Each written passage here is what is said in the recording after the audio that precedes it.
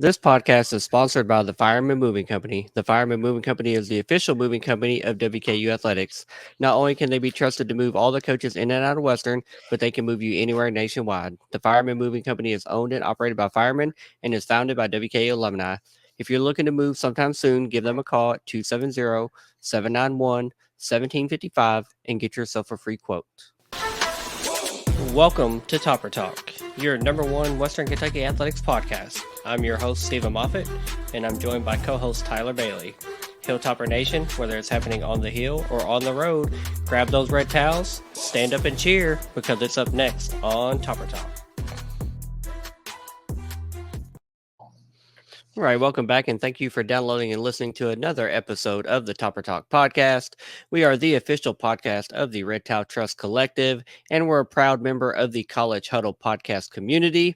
As always, feel free to follow us on all our social media accounts. We're pretty much on every platform. Just search Topper Talk, you'll find us. And I've got Tyler here with me, man. We're ready to dive into an episode. Tyler, you ready? Yeah, I'm still kind of processing this one, but I'm ready to talk about it and bury it and move on to the next 2 weeks. Yeah, absolutely. But before we do that, we have to go over our Red Towel wrap up, which catches us up on all the WKU athletics that we've missed since we last recorded. And as always, that is brought to us by Trent Bedding Company. So let's get a word from Trent. Don't forget your headboard, pillows, and your sheets. We got everything you need for a good night's sleep. Number one on the same check, best of Bowling Green. All right. Hey! Twins, full, queen and king. Mattresses for anything. Come and pick it out and we can bring it to your house. Have you sleeping real good before the weekend's out. Trent Bedding. It's just like a mattress store. Hey. Nice little jingle. Always puts a smile on your face and a beat in your heart. So moving on, starting off WKU golf, men's golf actually. They finished 12th at the Purdue Invitational, led by Stephen Warren in 5th, and Nick Hoffman, he was tied for 18th. Yeah, good showing for the golf team. Fishing 12th, obviously you want to be a little higher. You know, we'd want to sniff that top 10, that top 5 like our ladies consistently do. But we did have a couple good finishers there, 2 in the top 20. It really was kind of the rest of that top 5 of our scores that drug us down a little bit. But that's okay. We've got room to improve. It's still a young team after, graduation of the individual conference champion last year. So, we'll get better. I'm still okay with it. Had a couple good performances, and we'll build on that as the season moves forward. Moving on, WKU soccer, they fell to New Mexico State to a score of 2-1. Yeah, I hate to hear that. Gonna lose some games. Tied in our first game in conference play this year, and now lost our second conference game. So again, nowhere to go but up. Still have a lot of faith in our soccer team. I think they're projected 3rd or 4th in conference, and they were behind New Mexico State, if I recall correctly. I think it was Liberty, New Mexico State, and then us. So, a game they would have been projected to lose, but they were close, within a goal. So we'll take it. Nowhere but up with them as well. Moving on, Lady Toppers basketball announced their alumni day as January 18th, and that game is versus MTSU. Yeah, I love to hear that we're keeping the alumni involved in the program, inviting former players back to campus. That is a tough game to choose, though. MTSU is pretty good, year in and year out. They made some noise in the NCAA tournament last year, won a game. So that's going to be tough. Obviously we want to beat MTSU every time we play them 100 miles of hate, no matter what sport it is, but that's a tough one, but still glad that we have alumni coming back to campus. Moving on to WKU volleyball, they are 2-0 in conference play. They swept Jack State 3-0 on Friday and Saturday. Travis Hudson, he got win number 760, who is and now he's number 2 in all-time wins in one sport at WKU, passing E.A. Diddle, who had 759 wins in basketball. Yeah, start building the statue. I feel like we've said that before. I feel like I've tweeted that before. Like, all Hudson has done in 30 years is just win games and win a lot of games. Number 2 now all time. I think he's behind a baseball coach. I forget his name. But still, within reach of getting that within a couple years, if I recall correctly. And then, of course, E.A. Diddle, legendary coach, basketball arena is named after him, has a statue out front already. He needs a friend out there, and I think a Travis Hudson statue would fit the bill just right. So maybe in the future, who knows? Hopefully while Hudson's still around coaching, I think that'd be a great honor. But congratulations to the volleyball team. We knew they'd get back on the winning track. And I think they're just going to run right through Conference USA with a lot of those brooms and those 3-0 results. Oh, for sure. And I do know the name of the baseball coach you're talking about. His name is Joe Murray, and he coached from 1980 to 2005, and he has 815 wins, so definitely within reach. But that wraps up this week's edition of the Red Towel Trust, or the Red Towel Wrap Up. Moff, back to you. Yeah, I love the Red Towel Wrap Up, brought to us by Trent Bedding Company. Got to give a shout out to Trent sponsoring that segment. We love talking about the team and the programs, the athletes that we have, winning a lot of games. So always fun to talk about that.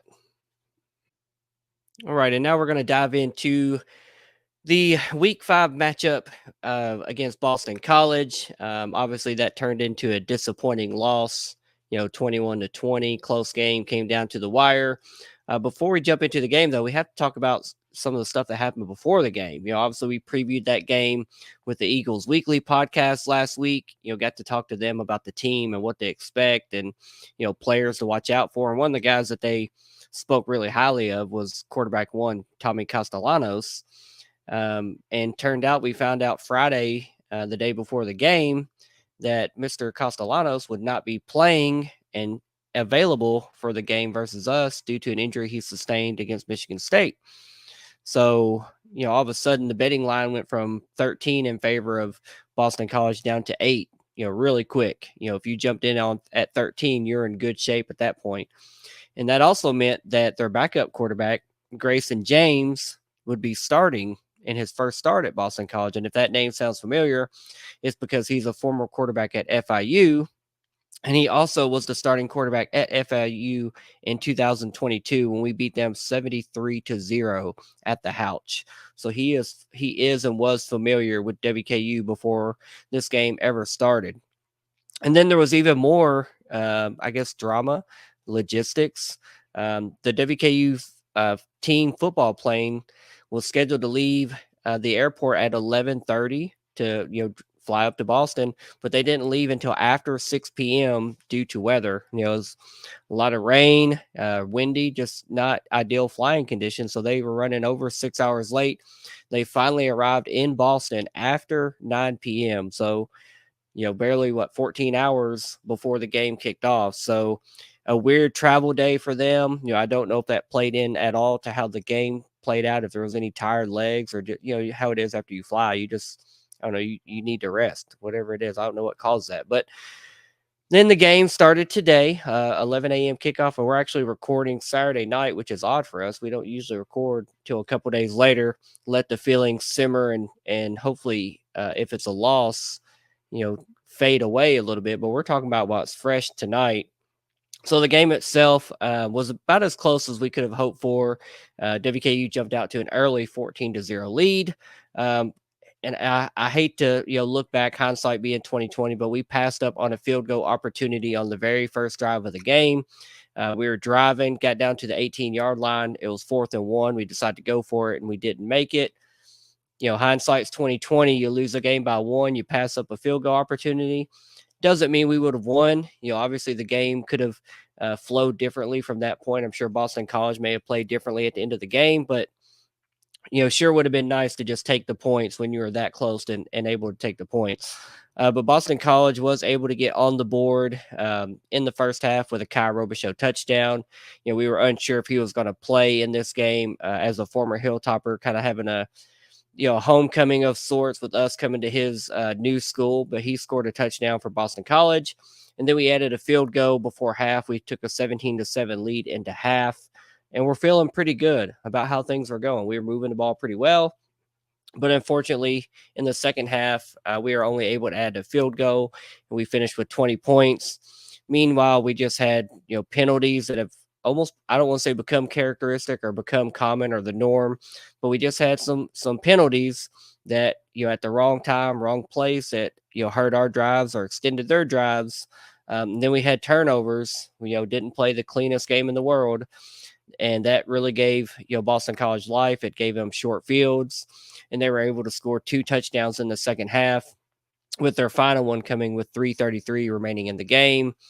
A lot of people, since the game has ended, were immediately starting to question the clock management. They didn't think we were running out enough clock when we had to lead, hiking the ball too early, still playing with some tempo. People questioning the refs, the penalties or lack thereof. Maybe handing a game to them, handing field position to Boston College, especially on that second touchdown, just, kind of walked them right down the field to the red zone. And then even some people, questioning the play calling, and, it just felt different, in the second half, especially. It just was a lot different. And we'll talk a little bit more about that here in just a moment. And then obviously the penalties didn't help at all. But after they took the lead with 3:33 remaining, we did get the ball back. We had a chance to go down and retake the lead. We had a 9-play drive, ultimately went for it on 4th down and didn't convert, and came up just short in this game. Boston College was able to run the game out. So disappointing end, so close, but yet so far away. This is just that type of game that over the last few years, we've been in several of these, and we said it last week after the Toledo game. Like, this is the game that, that game, we lose that game 90% of the time plus. And this felt like that game again, but we actually lost it this time. So, you can circle whatever reason you want. At the end of the day, it comes down to controlling what you can control. Play calling and execution. You shouldn't be looking at refs for flags. Execute your plays, go down the field, score all the points you can. We talked about that in the preview, that, if this was going to be a low possession game due to the running game of Boston College, then we need to be efficient and score all the points we could. And in hindsight, it looks like, that early field goal might have helped, but who knows? It's said and done. WK falls to 3-2 now on the season. We'll jump more into the stats of the game, but before we do, Tyler, man, jump in. Just what are your thoughts on the game overall and how it played out? Well, in the background, you may hear Reed crying. He's in the next room over, and that's kind of how I feel. I'm kind of hurting a little bit because I honestly felt like this was a very winnable game. Our defense was playing good first half. Defense played good majority of the game. Offense played really good first 2 quarters. After halftime, kind of came out flat. I just hate it for us because, we always look for that P4 win. And it does seem like we've been coming up short. Last year, Auburn, I still wish we would have won that game. This year, this one, yes, we beat Toledo, but dang, them penalties killed us in this one. And, and you're right. You can't rightly blame the refs because you should never put yourself in the spot to let the game rest on them. Turnovers killed us. Penalties, just mistakes that we made, killed us. And then, and later when I talk about the offense, you look at what we had the first half versus what we had against the second half. You just can't win a game like that. That dog won't hunt, and it just sucks because I felt like this one was in the bag the majority of the game. And then that fourth quarter rolled around, and I just slowly started watching the lead slip away. I moved around to my little lucky spot on the couch. I thought maybe that would get us. It worked the last few games, but just came up short in this one. And this ain't the end of our season. We have a long way to go, but man, it'd been good to have this win under our belt. P4 win against the ACC in their place. It just wasn't meant to be today. Reed Bailey is all of us right now, crying in the background. I love it, man. It's fitting because that's kind of how my afternoon has been since that game went final. Just so close, but so far away. And again, talked about it earlier.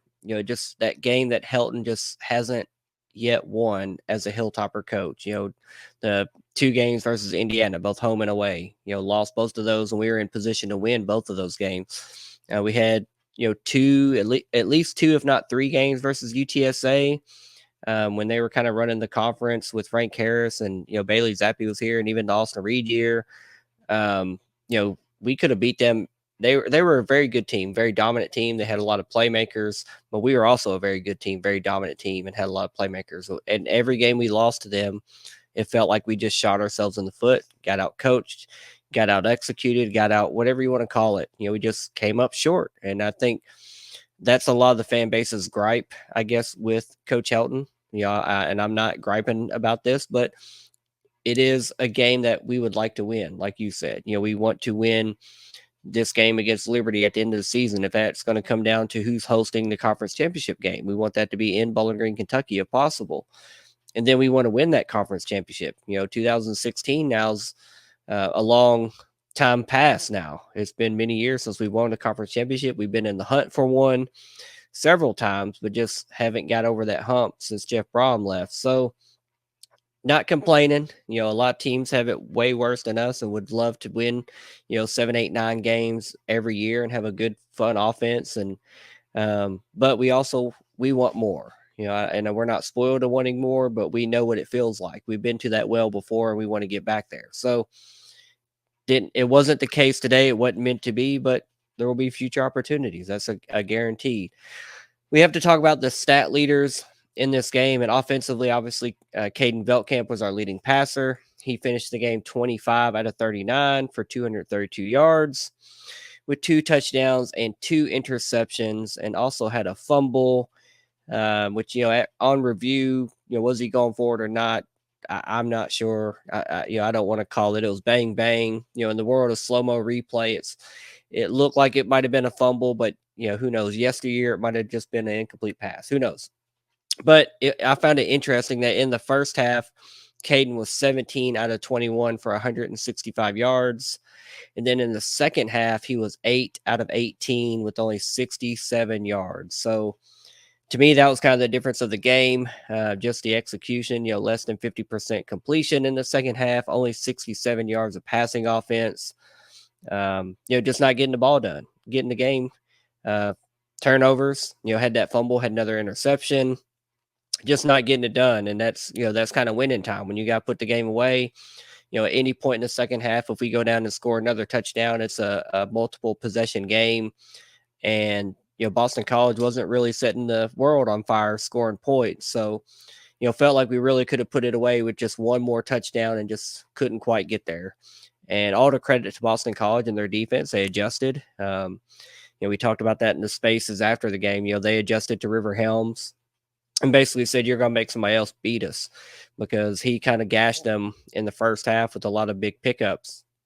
So Elijah Young was our leading rusher, 21 attempts, 85 yards, 4.0 average per carry with a long of 16. Then River Helms, like we just stated, 4 catches for 72 yards. Keyshawn Johnson, leading receiver, yardage-wise, was 7 catches. He had not our leading receiver yardage-wise, second. But most catches, he has 7 catches, 56 yards, 1 touchdown. Easton Messer, 4 catches, 33 yards and a touchdown. And then Dalvin Smith with 3 catches for 30 yards. Nice to see him getting back involved in this offense. Seems like it's been slow coming on this year, but when he's catching balls, he's making plays. So I'm glad to see it. Tyler, what are your thoughts on the offense and how they perform versus Boston College? Well, in the first half, River Helms was playing like a man possessed. Boston College had no answer for him. They couldn't stop him. And they made adjustments in the for the second half where they basically shut him out. Appreciate Ryan saying that in the spaces today, because I couldn't watch the game. I could listen to it. But I did notice that he was not getting the looks in the second half that he was in the first. Michael Matheson, he had 1 catch for 10 yards. It's been a while. It's been a few games since we've seen him out there. Good to see him out there. George Hart, he got a pass today. He had 1 reception for 9 yards. It was great to see that. Throughout the season, he has some passes that he ain't caught. They went through his hands or they've been overthrown, underthrown. Bryce Childress. He had no receptions. He had one rush. We had him, Keyshawn, and Katie Hutchinson. They tried to, I guess, run a jet sweep or hand it off to him. Didn't really do nothing. Gained 0 yards. Caden Belkamp, he had 9 carries, 16 yards. He had a long of 18. So it's good that he can kind of pull out the dual threat. He's used it throughout the games whenever he's been playing, though. MTSU, definitely Toledo. But man, it's weird not seeing Keyshawn up at the top of the board with over 100 yards. Typically, he's kind of been the number one since the beginning of the season. And it's weird not seeing him have really close to 100 yards. Dalvin, it's good to see him get them 30 yards in. I'd like to see him have another famous Toastery Bowl type performance. Some couple of ESPN top 10 plays. Elijah Young, he could be on there with that hurdle. Depends. I thought he played great though. He also had 5 receptions for 22 yards. But first half offense played like gangbusters. That was great. Second half, they just didn't come together, and the coaches didn't adjust or make any game plans to kind of attack Boston College the way that Boston College defense game planned, or at least made adjustments to us. Yeah, and then we have to talk about this defense, because they played lights out all game, and really they have most of the season. MTSU gave up some big plays, but still was very stout. Some goal line stops. Toledo, the interceptions, multiple interceptions at the end of the game, kept us in that game the entire game and let us squeak out a win. This game, even the announcers, the ACC biased play-by-play announcers that couldn't pronounce any of our players' names right. Don't think that they knew that Kai Robichaux was a former Hilltopper, or that Grayson James had played us before while he was at FIU. They didn't have much research done on these teams and players, especially our team visiting. But they did make note that our offensive and defensive lines were winning the battle most of the time up front. We were getting a lot of push, a lot of pressure, and just having our way with Boston College. And they thought they were going to come in and just bully us the entire game. And until the last 3 minutes of the game, we had the lead. We looked to be in the driver's seat for most of this game. So really impressed and really happy with the defensive effort. I think you can't fault them for giving up 21 points on the road to a good Boston College team that, is fringe top 25, 28 before we played this game. So some of the guys that stood out, we had our leading tackler was Darius Thomas. He had 8 total tackles. Then we had DeMarco Williams with 7. Upton Stout and Hosea Wheeler both had 6. Hosea Wheeler also had half a tackle for loss to go with Kent Robinson with half a tackle for loss. And then we had 2 sacks on the game. One of those coming from Terrion Thompson, Tank, Bowling Green, Kentucky kid. Love to see it. And then the other was Deontay McCray. Then also, we did have that one interception in the game. I believe that was DeMarco Williams, if I'm not mistaken. So defense did their part, balled out, put us in the position where we could have won this game. And I think, that's a bright spot to take away from this game, is even though we didn't win this one, and we would have rather it win in the left-hand column, is this team, when they're playing at their best offensively, we've seen how good they can be. And now defensively, we've seen a pattern of them getting a lot of pressure, making quality stops, getting turnovers. I think they're going to be really good in Conference USA play. There's not going to be another Alabama or Boston College walking through that door.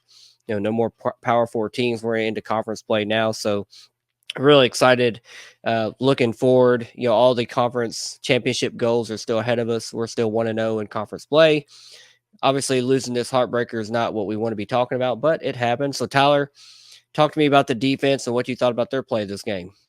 I thought they played great. They held Boston College to 7 points in the first half. 14 points in the second half, 0 in the first and third quarter. Upton Stout has 6 total tackles, 3 solo, 1 pass deflected. Hosea Wheeler, 6 total tackles, 1 solo, and a half a tackle for loss. Dallas Walker, he's been playing good here lately. I thought the defense, they can only do so much. Unless you're putting points on the board, you're not going to win games. Defense can go out there and hold, and they did. And defense has been playing lights out all season, except for the Alabama game. But they even played good in there. I think, well, it's Alabama. But I feel like for the rest of the season, they have been playing great. They have been doing some goal line stops. They've been bending, not breaking, as people like to say. And I mean, really, they've been kind of definitely helping the offense and helping us win games. But unless offense is going to go out there and put points up on the boards, there's just so much defense can do. And the interception was Keandre Williams. Gotcha, bro. But I wish we had a few more sacks. Wish we had a few more turnovers, a few more interceptions or forced fumbles. But I mean, they can only do so much. And if you ask me, they played great. I just wish we could have done just a little bit more to earlier in the game, later in the game, just to get that win. But I thought the defense played good. Defense, they was always going to the ball. I don't feel like there was any real big chunk plays. I mean, the longest reception that the Boston College receivers had was 25 yards. It's definitely not that receiver from MTSU whenever he was getting like 60, 70 yards receptions. Longest run they had was Kai Robichaux, and he had 25 yards. I just feel like the defense was able to slow down Boston College offense. We just couldn't. Our offense couldn't answer back.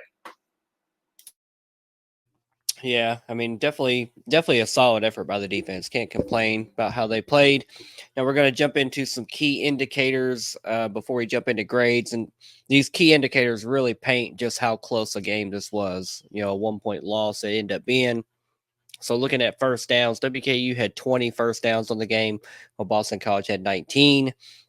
Third down conversions, we were 5 out of 16. And then we also converted 4 out of 6 fourth down attempts. So if you want to look at it differently, 9 out of 16 possessions that we stayed on the field and were able to get a first down. So over half, that's always good.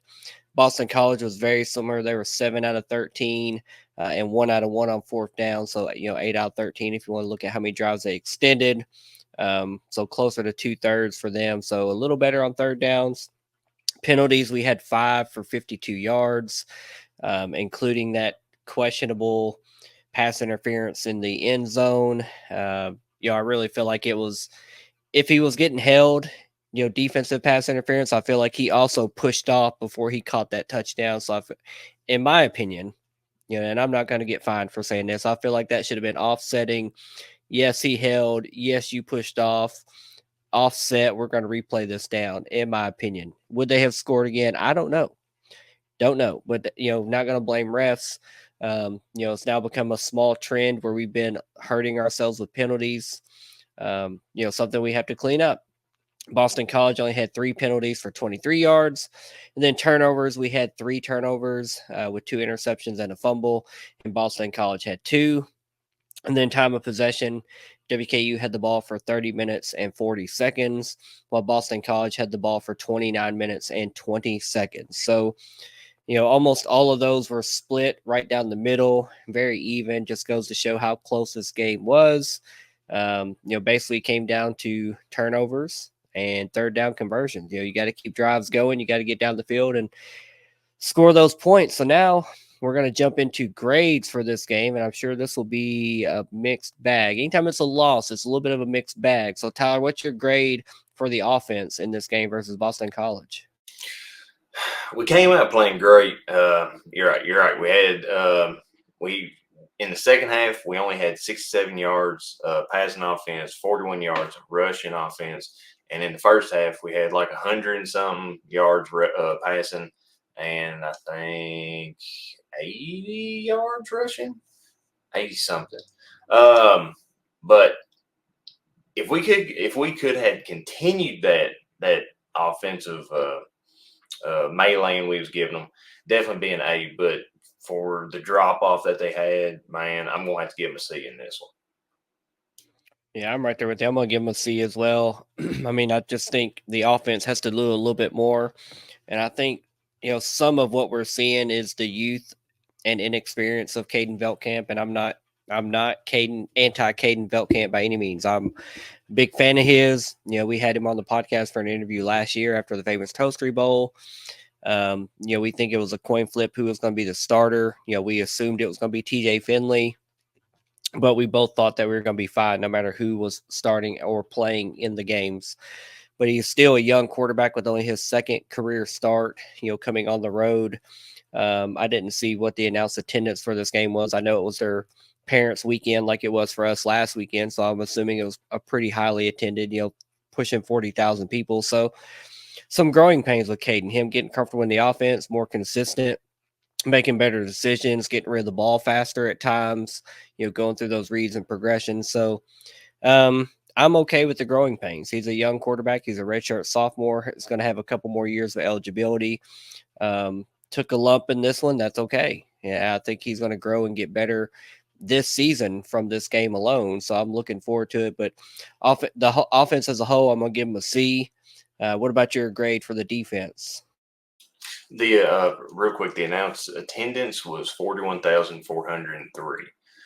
So that's your second career start. You're playing against 40,000 plus. Yeah, I'm sure the nerves was rattled a little bit. Moving on defense, like I said earlier, they held Boston College on 7 points in the first half and gave up 133 yards, or that's total yards. I feel like we was doing good until late in the fourth quarter, whenever we gave up them 14 points. And so for that, I'll give the defense a B. Torn between B minus and B. I'm just gonna give him a B minus. I'm going with an A. I think the defense played lights out. I think they did everything they should have done and need to do to win this game and get an upset on the road against a Power Four opponent. No matter how you view Boston College, if you look at them as a middle of the road or bottom of the ACC opponent, no matter what, they're still a Power Four opponent. They're in a league and with resources that are higher and more and better than ours, and should out recruit us. Should have more NIL available to us. They should beat us. They were favored to win this game by 8 or 13, depending on when you got in, I guess. But they squeaked out a 1-point win. I'm sure their fans aren't thrilled about that. I'm sure they're glad they got the win. But man, our defense played lights out. I'm sure they're gonna realize and remember, like, man, that Western Kentucky defense was pretty good. Came in here and gave us a scare, almost beat us, and they can't say with their backup quarterback because we were playing with our backup quarterback technically. So, heck of a game. Defense impressed me. They continue to impress me, and I'm looking forward to watching them continue to grow and just be that aggressive hilltopper defense, causing turnover. So, those guys get an A for me. I think they played their hearts out. What about your special teams grade? All right, so Canario was 2 for 2 on field goals, 2 for 2 on extra points. Maynard came out dropping bombs, dude. Had the longest 60-yard punt. For that, I'm going to give them an A for sure. Yeah, they get an A. I mean, again, usually special teams is as long as you don't make any big blunders, any big mistakes, shank kicks, missed field goals, extra points, etc., you're going to get a good grade. Lucas made all his kicks, and then Cole Maynard just coming out with that 52.5-yard average with punts. He only had 2 punts on the game, but man, he booted that thing when he got a hold of it. So he definitely gets an A. The whole special teams unit, I think they did a great job, just doing what they're supposed to do. So definitely an A for me as well. What about the coaching grade versus Boston College? This was hard because they came out, like we said earlier, first half, great game plan. Offense firing on all cylinders, playing great defense. And you're right. I will say this, defense did play great the entire game. I'm just still a little hurt about it. The coaches, great game plan. They schemed right against Boston College. But in the second half, feels like the offensive coaches didn't adjust as they should. didn't make the right changes. I guess play calling.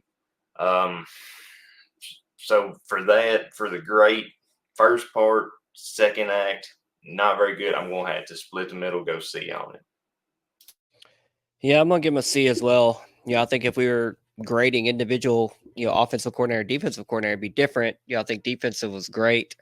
My only, my biggest deductor of the grade is that in this game, especially in the second half, it felt like we were running a lot on first down, which it seemed like we just weren't being very productive as far as yards per carry on first down. It seemed like we were consistently being, second 8, second 9, second and 10, where we were behind the chains and we were going into obvious throwing downs on second and third down, versus getting bigger chunk plays on first down, and just putting ourselves in a different game flow and what we could call, for second and third down in the game.